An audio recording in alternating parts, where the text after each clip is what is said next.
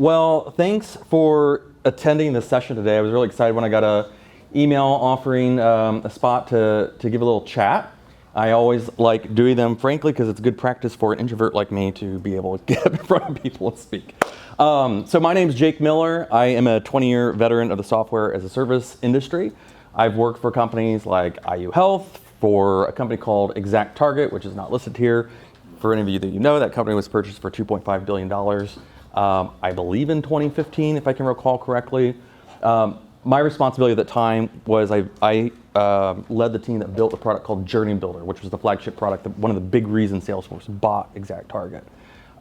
So after I left there, I had oversaw all marketing automation products. I left there to do a startup called MetaCX with Scott McCorkle, who is the prior CEO of ExactTarget. Worked there it was a startup, worked there for about 4 years. It's still going strong. They've rebranded as Meta Impact, actually. But I left after about 4 years. And the reason I did, and I promise this is all relevant, the reason I did was I love creating things. I love building things from the ground up. I'm a software engineer myself. I still work in code, not as often as I would like because I'm now the CEO of a company. But I'm still very hands-on. And what I'm going to share with you today is intended to do a couple things. One, be informative, but I'm also trying to inspire or get the creative juices flowing in your head. And the reason is there's no way someone can stand up in these sessions and say, if you do X, Y, and Z, you're going to be secure.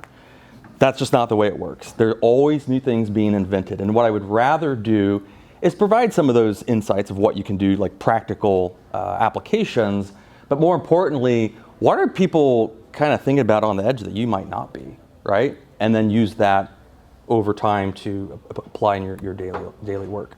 I guess I should probably explain what my company does. So the Engineered Innovation Group, I like to describe us as a software company without a product because our customers' products are our products. So we work with venture capital studio-backed startups, usually when they're just founded. They may have a co-founder already identified or on board.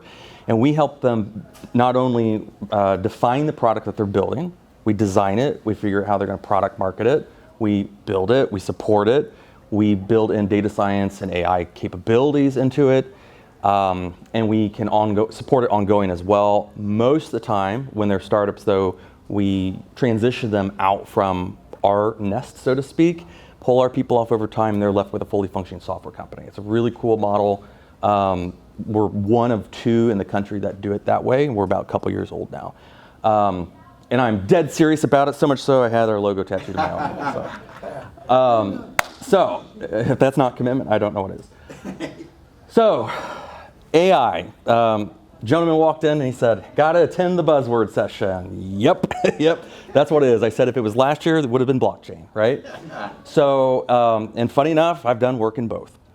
So has my company. But there's something special about AI, and that is when you compare it to something like blockchain, which was very buzzword. It's still around. Blockchain's not going to go anywhere, but it's kind of faded into the background, right?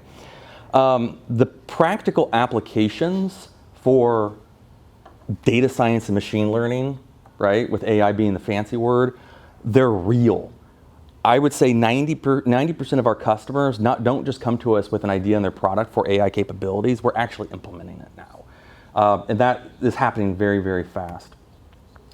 And what's interesting is this was from a report produced by Slack/Salesforce, which is 90% of folks that use AI tools, generative AI, are reporting that that 90% of those reporters say they are increasing productivity drastically, right? But the irony is only 20% of companies are actually using those tools. And I think that is for a very good reason. First of all, when you look at major companies, one of the biggest concerns they have is security, privacy. How are you going to protect that? Do you, as a chief information security officer or anyone on the security team, are you going to allow a product like ChatGPT to be opened up in your hospital system so someone can put patient health records directly into that and lose data that way? Probably not. That's just one little example, right? And so what we're seeing is these big companies especially have locked it all down so people can't use the tech. What I'm observing, and this is all anecdotal, just from my day-to-day work, is now that companies are starting to figure out how to control what data's left, what data's leaving, what's redacted, what's masked before it leaves their network and goes into an LLM, they're starting to allow their users to adopt it. So I think what we're going to see very soon in not just the small startup space, we're talking 1 to 2 million VC-backed companies, I'm talking the $4 billion healthcare systems, right? $6 billion healthcare systems. They're going to start letting their users use the applications, and there's going to be even more opportunity for us to build cool technology that's not just cool, but valuable. Okay, a new type of intelligence, Gregory Hinton. I'm sure everyone in this room, if you've heard AI, you've probably heard this gentleman's name, the father of artificial intelligence, right? He said a quote, and I think is very relevant and interesting. And it's that, there are two types of intelligence, animals and neural networks. But at the end of the day, neural networks are way more powerful, and I'm paraphrasing here, but they're even more powerful than animal intelligence, and the reason is they can scale. I can't scale myself yet. The way I think, right? I can't yet. I'm hoping we can soon. It really helped my business, but I can't. And I think that's an interesting level set. So now I'm going to talk about footwear. Why in the hell am I talking about footwear right now? Couple fun facts. Footwear industry. 1.4% of greenhouse gas emissions are attributed to the footwear industry. 79% of footwear imports in the U.S. are from China. The average price for shoes in the U.S. in 2020 was around $50.75. Okay, who really cares? But when you look at the other statistic, footwear accounting for 40% of the U.S. Footwear. Sorry, my brain is escaping me.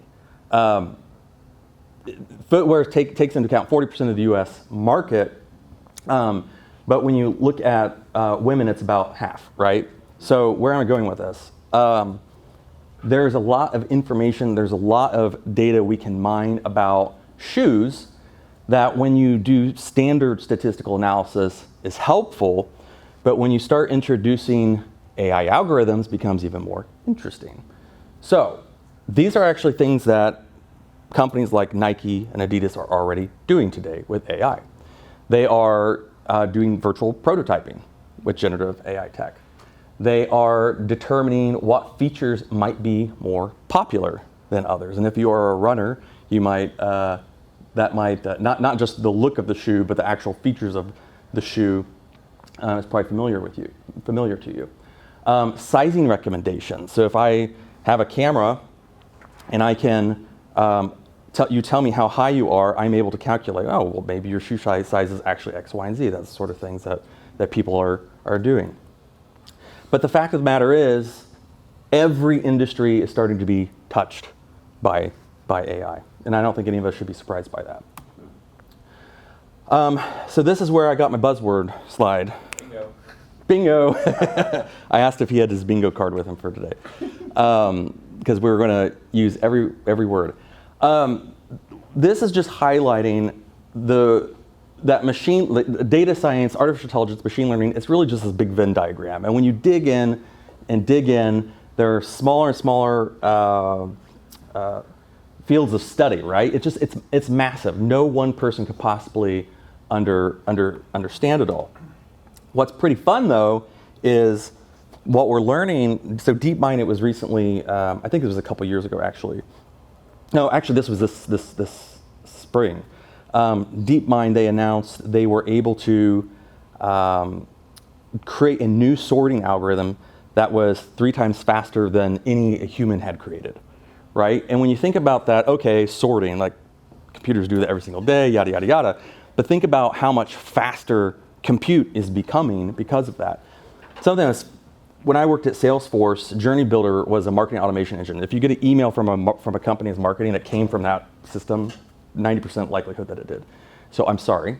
On Black Fridays, we would send 2 billion emails in 24 hours, which was insane. But the engine that processed that is what my team built. And I remember when we first started, I was like, oh, there's a second latency on one of the messages. That's not that big of a deal. Well, multiply a second by 2 billion, and then all of a sudden, if that's all linear, that's a long time to process the information. That's why these things become important. Okay, now to what I think is the fun part. Classical computing and machine learning, and there is a quantum computing slide after this. So classical computing, this is what we're all used to. In fact, I think I'm going to skip to a different slide that might be easier to explain this first. Okay, we have all been, it's been beaten to all of our heads over the last 30 years that computers are predictable. I say this thing, I expect that. And that's because they're rule-based, right? Some programmer sits down and they write, if this, then that. So think of Siri today, or maybe Siri a year ago. When you say, hey, Siri, I'm going to start an outdoor running workout, right? Well, some programmer at some point had said, if someone says, start workout, or hey, Siri, do X, Y, and Z. So there's a program in the middle, and then your watch starts or Siri responds, whatever. Well, imagine here in the near future, and this is already happening, where you say, hey, Siri, I'm going to start an outdoor run, but instead of it just saying, okay, I'm going to go start your run, the system, your assistant, has learned over time your habits. Every 6 months, you're training for a new marathon. You're probably going to be running a 6 miles a day because that kind of fits in typically with what you're doing, right? That is not completely predictable. I mean, it's trainable, but it's not predictable. It's what I like to think of as non-discrete, right? So in the, I retrofitted this presentation. So let me go back. Okay, so back to here. So that's really the difference between classical computing and machine learning compute. We're really starting to focus on inference. So when we start thinking security, this is where I start saying, you might want to get a little bit more scared than you said you were earlier. Because now we are trying to detect problems that aren't discrete. They're inferred, right? So think of, I'm trying to think of a good example here. I was going to go with anomaly detection, right? Anomaly detection is nothing new. I mean, it's been around since the 80s. And it really actually hasn't changed that much since then. Really. But now what we're starting to get into is, I can load into Llama 2, an index for large language models, bingo, all the articles, the presentations, charts, diagrams that I have written, I have said. In fact, we literally did this for our chief strategy officer to reproduce a clone. Not perfect, pretty darn good. You ask some questions that you would have not, it's a little scary that it had the answer to, right? Because inferred from all that information that she had shared over 10 years of time. Those are the sort, and this is what I meant by I'd rather kind of inspire this thinking versus tell you how to fix it, because frankly, I don't know how to fix it. So we need to invent how to solve those problems. Those are the sorts of problems that we're going to be facing. Going out a little bit further, and this is a lot of this is like pure curiosity of mine. So,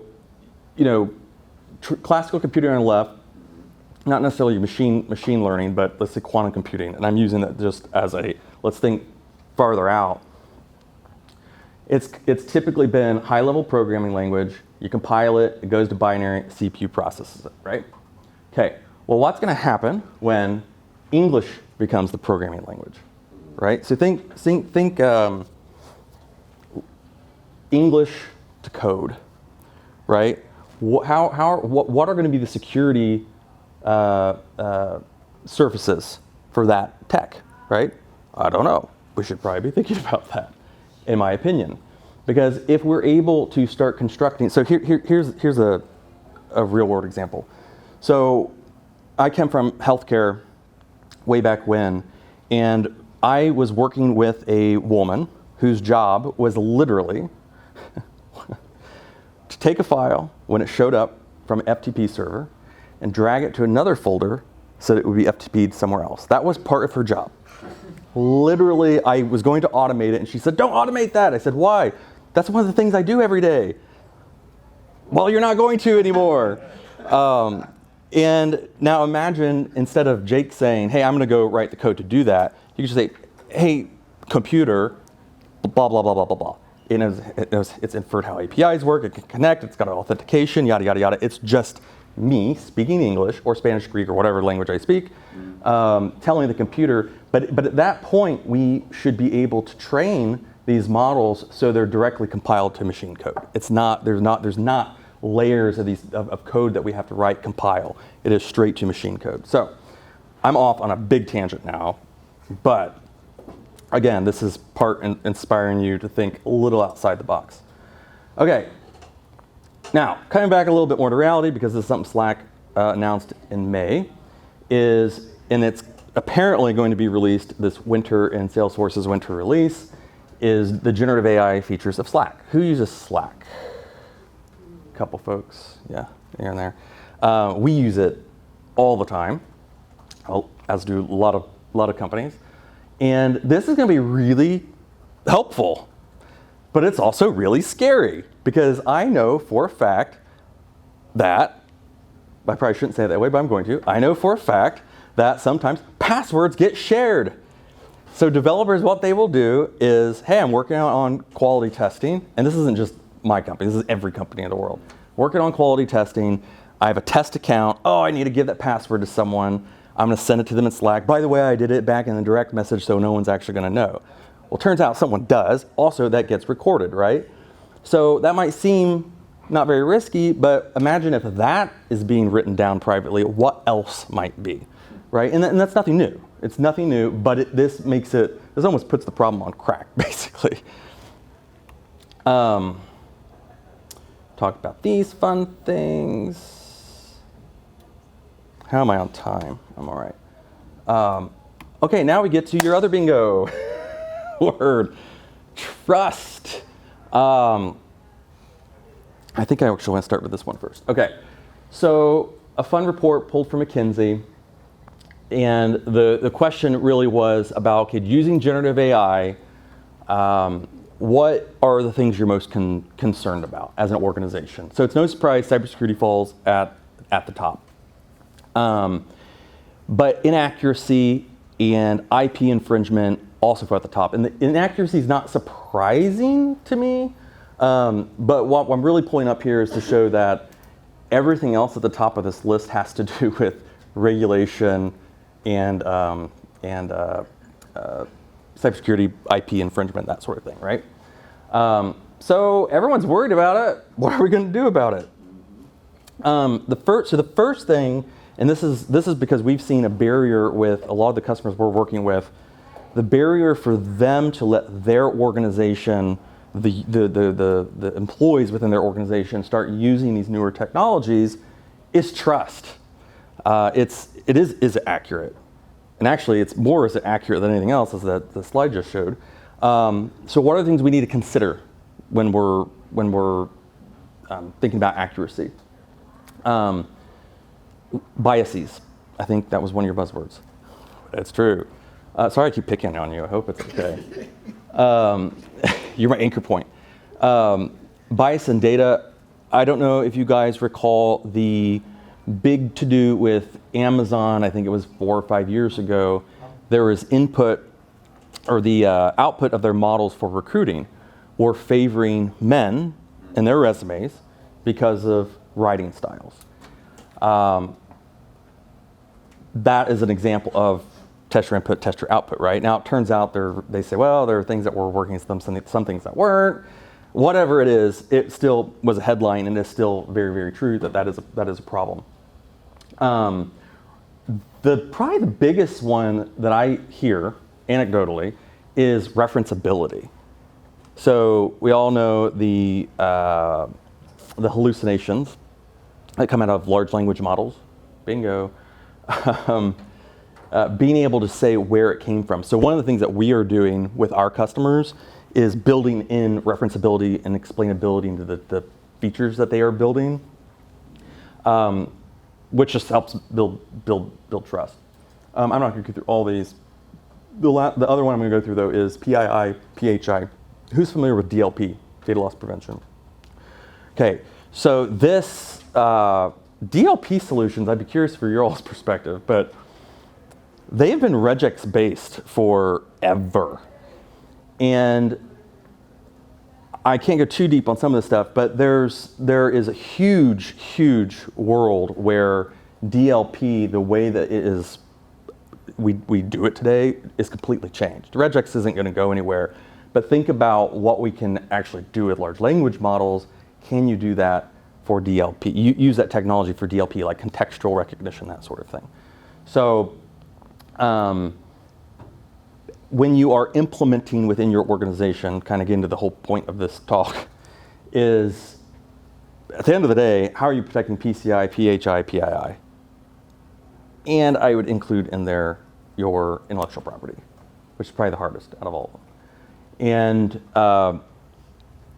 I think it is fair to say current DLP solutions fall way, way, way short of that. All right. One thing I want to call out. So when we're talking about implementing generative AI, really any data science or model in general within your organization, this comes down to trust. And again, this isn't necessarily a cybersecurity risk, but it is more about inclusion and making sure your program is successful. Because if people don't trust it, people don't want to use it. If you have a headline out there that is, hey, your algorithms are biased, that's detrimental. That can actually be a product killer if your company's built specifically on an AI feature. Think about including your DIB committee if you have one. If you don't, talk to your executive team. Maybe you need one. All right, next up, thinking like product people. The companies we work with that are not software startups are typically large companies really in healthcare, but they have IT teams. They don't have product teams. There's a big difference between an IT group and a software product group. And IT people, and this isn't a good or bad comparison. This is just a different types of thinking comparison, having worked in both, is IT's very much systems thinking. It is, I need to put these firewalls in place. I need to have these change order requests in place. I need to have this project, and I've got this checklist. And I'm obviously generalizing, but that's mostly true, I believe. But what we're trying to do is get people to start thinking like product owners, especially when it comes to security solutions. And that is, put the person in the middle. So, who is your user? Who's your user? What is their persona? Even if it is an IT group, you have a customer. In our scenario, typically a customer it might be a consumer, it could be an executive, it could be the person that sits next to you. It doesn't really matter who it is, but everything you're doing, all the work you're defining is around what the customer's goal is, what they are trying to achieve. Iterative development, wow, get that one out.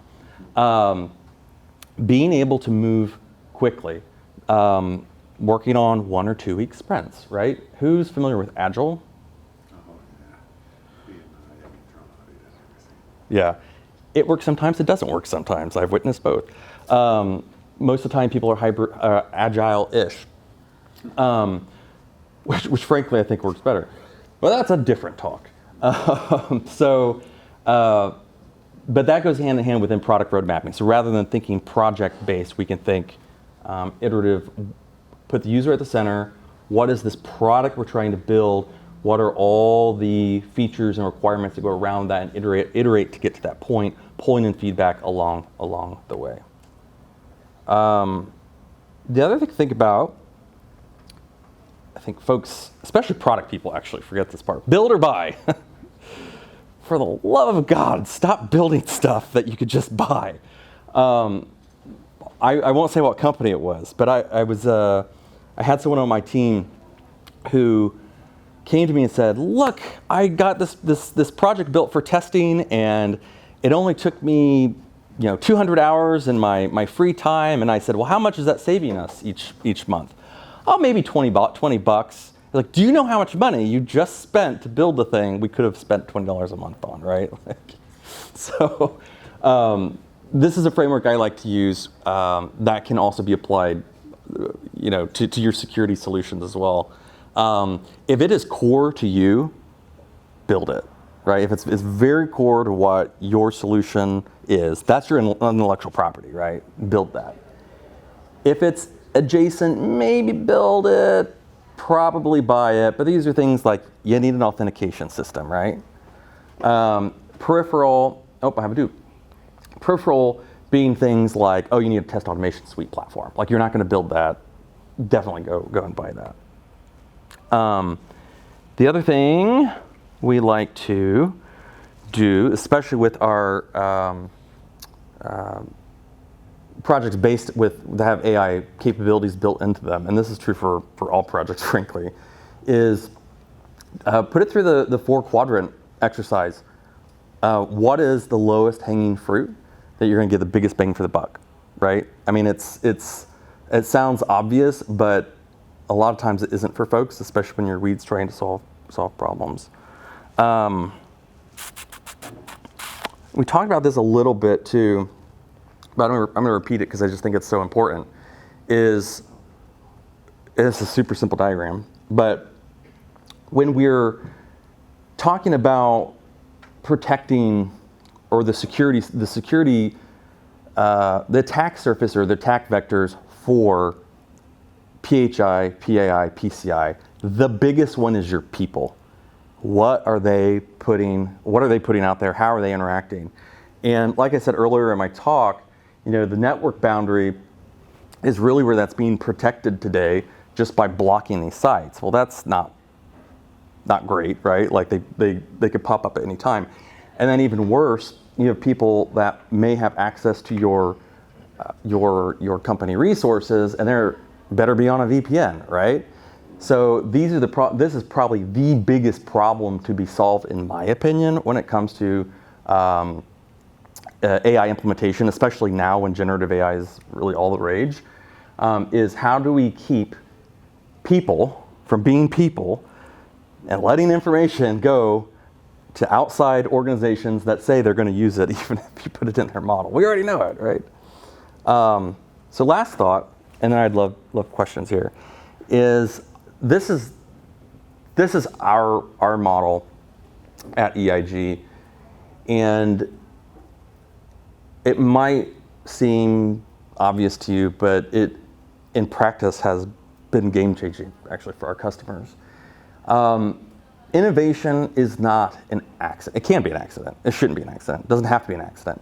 And actually, I tell people, if you just use the word innovation, I'm going to roll my eyes and walk away. Which is why we put engineered in front of it, is because we can be very deliberate about the things that we create. And before we even go build anything, we have to realize there's a difference between development and innovation. So who's familiar with the cone of uncertainty principle? So the cone of uncertainty is this. You have a lot of risk in your project because you don't know enough about what's happening. Once you get through learning more and more about what are you building, how are you going to build it, why are you going to build it, who is it for, you're de-risking what you're doing. So by the time you get to the point where it's the tip, it's like, well, yeah, I can say it's going to take me this much time, it's going to cost me this much money, it's going to be this secure. But a lot of the times, and this is even more relevant today than ever, we think we're working here, when we're actually working here. And I learned this lesson, I hope this is valuable for you all too, but I learned this lesson at my time at Salesforce, which was I would bang my head up against a wall here in the development process because we were trying to create something new. And everyone was optimizing when we really needed to be thinking more divergently on what are we going to do? How are we going to do it? What are the possibilities? Because at that point, we're collecting information. That's where we need to be in this conversation with cybersecurity and AI right now. We're all here. A lot of the conversations we have are here. We don't have all the answers because we don't even know all the possibilities. And that's where innovation really lives, and that's the opportunity everyone in this room has. If you want to go start something new, if you want to, whether it's internal, external, like that is the place to be thinking. And then once you know what you want to focus on, it becomes pretty darn easy to then just follow the path I have on my arm, which is do your discovery, get your plan together, prototype quickly, and then you have enough information, you've lowered your risk, you can go build and put a bunch of money into building it. So that is what I have for you all today. I would love questions and dialogue, because it's way more fun than me talking at you. Yes, sir. On one of your slides about the shoe market. Yeah. Didn't quite pull that one in too well, did I? What was your question? That was that slide. When you if it's trying to build these different features and stuff based on market data, how are you putting in this market data and feeding it? Are you building your a sub version of a chat GTP to feed your own market data to the language model? Or are you trying to use we'll just say OpenAI's already existing chat GTP 3.5 and just trying to feed it existing market data so that it would spew out some recommendations or something? Yeah, that's a really great question. I'm going to answer it this way. So it could be both. A lot of this is going to be so let's say material performance, right? That's much more when you think data science, classical statistical analysis, right? So that's going to be, I have all this data we've collected from all of our quality control centers. Maybe they've collected it from third-party data. I don't know if they do that or not, but that would be, we have data sets, it's all ours, proprietary, there you go. When you start talking about things like popular feature prediction, that would be probably both. It would be, okay, we've done some analysis and we've surveyed people. So we have some quantitative data that's direct from folks. But now what we're going to do is start pulling in that information. We're going to crawl the web and we're going to pull all the information that's citing Nike 123, and we're going to put that into our own proprietary large language model. And actually, it's probably something that's called Llama 2. So that's not a proprietary model, but it's basically an indexer that you can then use with something like GPT and use that instead or in parallel. Does that make sense? Yeah. Yeah. That's the way that people are using the tech now. Okay. Yeah. And because it's so expensive to train large language models, that's why we're really seeing more emphasis on custom indexing and tokenization is probably what you've heard, versus train your own model. Yeah. So obviously we, as a society, we see the benefit that AI can provide, right? But as you had mentioned earlier, a lot of organizations are still trying to figure out the governance and how to use it effectively and protectively within organizations, right, for business purposes. Do we think that the organizations are going to start creating private AI in a sense, for each organization is going to kind of almost develop their own AI model so that their employees can utilize that tool specifically, but at the same time to help maybe potentially protect the information that they're putting in and the results that they're getting out?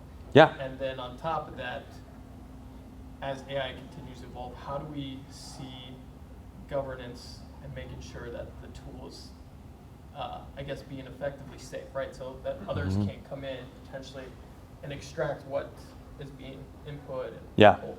So. Yeah. So your first question, I believe, was, well, do we think that organizations are going to start building their own models because they can be isolated, basically? Right, correct. And the answer is yes, if they're big enough. So what I think we're going to see, and we already are seeing a lot more of, is hybrid technology, though. So can you create the models, because again, training models is so expensive. Right. and time consuming that it's really cost prohibitive for a lot of folks. And then not to mention, it's sort of like over the past 20 years, what we've always said, well, throw it in the data lake, we'll use it someday when we know what to do with it. Well, now we know what to do with it. Put it in a large language model. Well, that's going to be expensive to do, right? And not to mention, well, you don't just like take a model and throw data in. There is some tuning to it, right? So I think what we're going to start seeing is companies tinkering with that on a smaller scale, and that's why things like Cloud and Bard and even Llama, you're starting to see these models that you can pull out. There's a product called Presidio.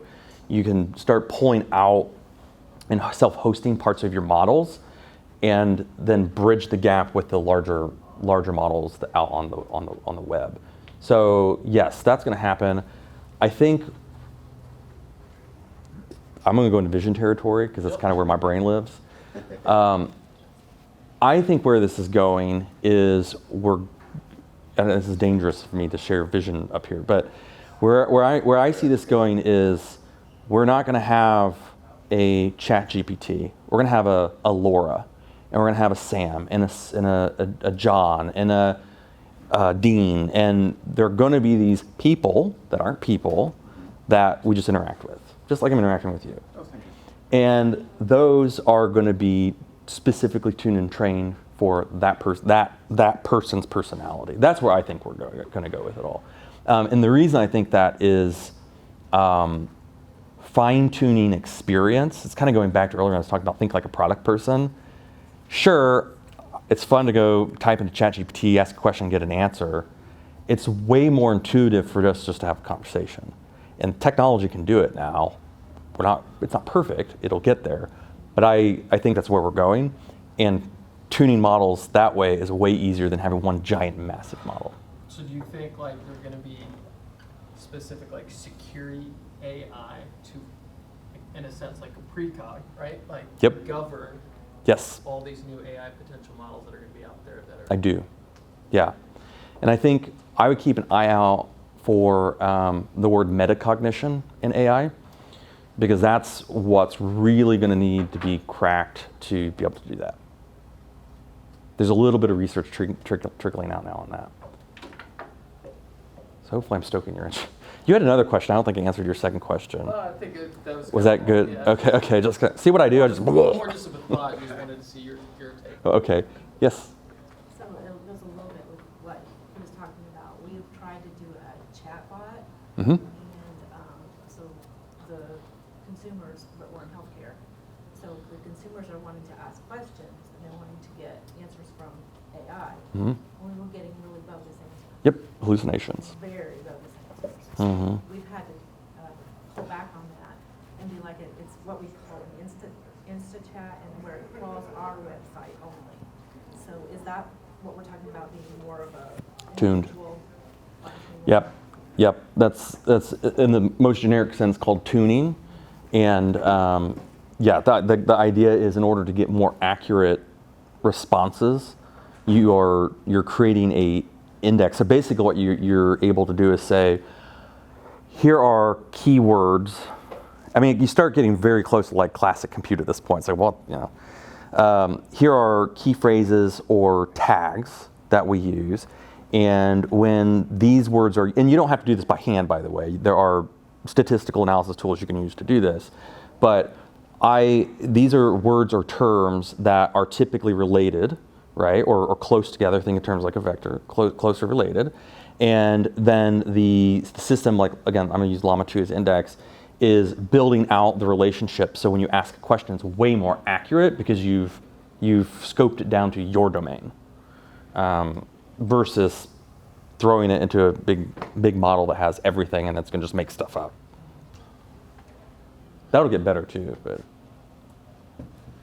Those are a fantastic questions because in the industry I'm working, biotechnology, they are not necessarily the company I work for, but they are companies that are already teaching AI or loading into AI tools, let's say the full Gray's Anatomy and microbiology, to develop potential cures for specific. So one of my, the first question is, I continue with being scared since I got here this morning. I'm still scared. Sorry I can help. But yeah, what happened if artificial intelligence make a mistake? This is futuristic, and give a preparation and formulation that I have 3 million doses, and then boom, Yeah. 10 or 20 or 50 die. Mm-hmm. And the other question, even more futuristic, and maybe this is not the scenario or the place. I wonder sometime, well, because I have watched too many movies, if artificial intelligence can become sentient, conscious in terms accepting it is an entity. Yeah. You tell me, okay, Hector, this is too much movies or coffee, but it's a possibility now. That's what I'm learning. Yeah, yeah. I mean, I'm not the expert to speak on that, but when you look at, Gregory Hinton, part of the reason why he left Google was so he could speak more openly about the Pandora's box that's been opened. And I am just way more optimistic, which is why I like talks like this, because it's about, like, I'm not going to stand up here and tell you, like, put this on your network and put the sniffer there and blah, blah, blah. Like, we all probably know that already. And if you don't, like, there's plenty of resources to learn that. But it's more about what could the next 5 years look like? I don't think sentience is one of them, but could be. But I think your mind's in the right place. It's like, there you go with that. I had another comment on that, but it is escaping me right now. Other questions? Yes? This is more of a comment, and I don't come from the tech industry. I'm an insurance broker. And sir, to your point, I didn't understand a word that you and he said to each other. I'm just telling you that. But I picked up on some stuff that from our perspective, we see cybersecurity when the poo hits the fan. And so from, I think, your point, we've all seen it. Everybody's jumped on the AI bandwagon before it's been vetted. They have. And in the professional services industries, I work with law firms, technology companies, ironically, CPAs, real estate, lending institutions, and it would blow your mind how reckless, careless they are. So not sure what roles everybody in the room plays, but we've already seen the ABA tell law firms, slow, pump the brakes. Pump the brakes, yeah. Pump the brakes. From an insurance perspective, my marketing VP wants to use AI for everything, and I'm like, no. This is a panacea. How our clients get in trouble. Like I said, that was blockchain last year. We use blockchain for it. It'll fix everything. Bring the CIO in, yeah. and now start our own collaborative, because we can't be the guys that do as I say, not as I do. Yeah. But just to your point, sir, I think that I hope that professions or industries that have legal compliance, governance, and I'm in one of the highest. I'm in the insurance industry. Everybody regulates us. Yeah. So we have to be very cautious how we use AI just in advertising. So we're putting the marketing plan together. We have to be very careful what we do and how we do it. So I hope that as I continue to learn and broaden my horizons, that there's much more education like this, because I have found this very helpful. Awesome.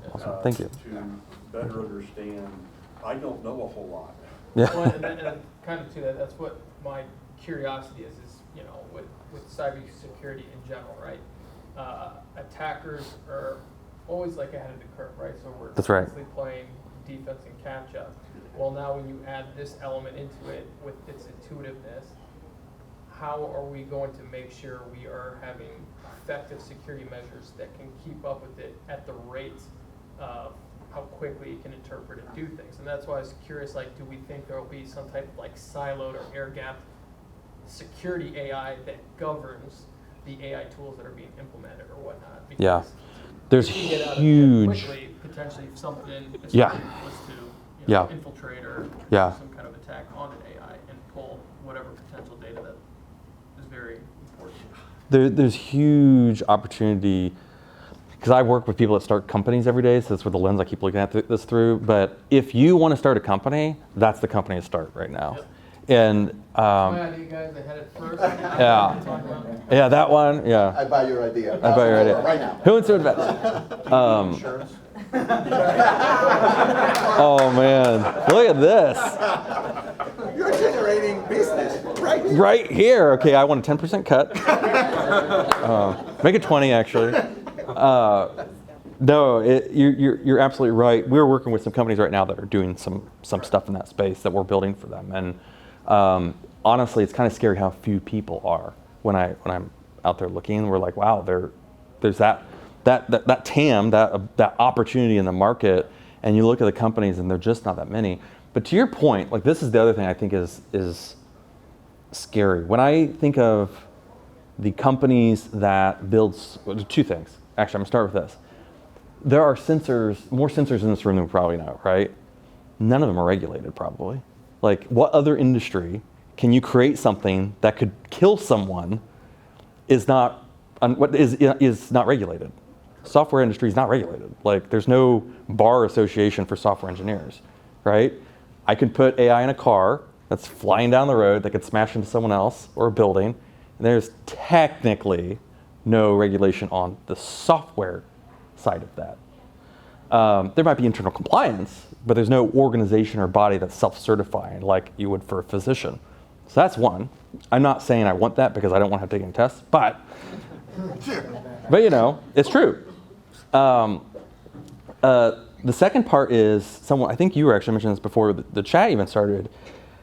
The people look at security as a checkbox. And it terrifies me. Like for us, when we do business with folks, it's not even a line item on our pricing sheet. It's security, compliance, regulation built in. Like we're not even going to talk about whether you get it or not. You get it, and that's to protect us just as much as it is to protect the customer and their customer, right? But a lot of organizations don't work that way. It is, well, if you want security, then you can pay for it. But it's like, oh my gosh, especially when you're working in things like healthcare systems and finance, so important. But and that's stuff you could just like. It should be prioritized higher Yes. than it is. Absolutely. But the reality of how many different organizations operate, they just like budget, right? Like you were talking about smaller organizations, it's tough. So that security prioritization goes down, and then they'll just, That's right. like you said, checkbox it. We're like, well, we've got something. It might not be the best. We know there's problems with it. But We'll accept that risk. Checks that box. We'll accept that risk. Yeah, that's right. You So. have a slide actually, I think that is way underrated in your presentation because our company does a lot of education with our trade associations on cybersecurity for professionals. And when we see a claim, it's almost generally, and you may have mentioned it too, sir, is the employee is the weak link in the chain. And we deal with an industry, the real estate industry, where wire funds transfer fraud is in the billions of dollars in the sale and purchase of housing. But it's generally that low totem pole employee that they did go to the cybersecurity meeting that your company held, and you had a pizza party, and you sang Kumbaya and all that good stuff. But we really push our clients to adopt cybersecurity as what's the word I'm looking for, a culture. It has to be 100% all the time, because all of us are probably going to go back to our companies in some form. I have a meeting with my CEO Monday to tell her what I learned today. So Yeah. I'm just taking pictures and notes. Nice. Yes. Yeah. But the weak link, to your point, is that's where we see the claims, again, coming just from an insurance broker's perspective. But that's what we're all concerned about. We're all concerned about data breaches and security and the legal compliance that if we infringe on patents or trademarks, or if we lose that type of information because we're doing business with companies Yep. that we're housing that information. Yep. And the PHI is obviously you know this from the healthcare industry, is still at the top of the fruit tree and at the bottom. Yeah, yeah. There's, again, I won't say which company this was, but I worked at a company once where and I think we'll wrap up here. There was a breach, and this is a SaaS company, and they almost shut down, they almost put in the air wall between the whole product and the internet, because at that point we realized it was the red team had gotten to the center database, the core database to all customer information. And when that happens, companies like that will just like, just cut it off from the internet, right? That was a breach that happened because someone walked in, plugged a thing into the wall that had network name -1. Everyone was trying to connect to the network, putting in a username and password, and boom, password, right into production. Yeah, so that was a long time ago, so things have changed, of course. But that's the sort of thing. It's like, it's so easy to do. We're all human. So anyway, well, thank you all so much. I really enjoyed this.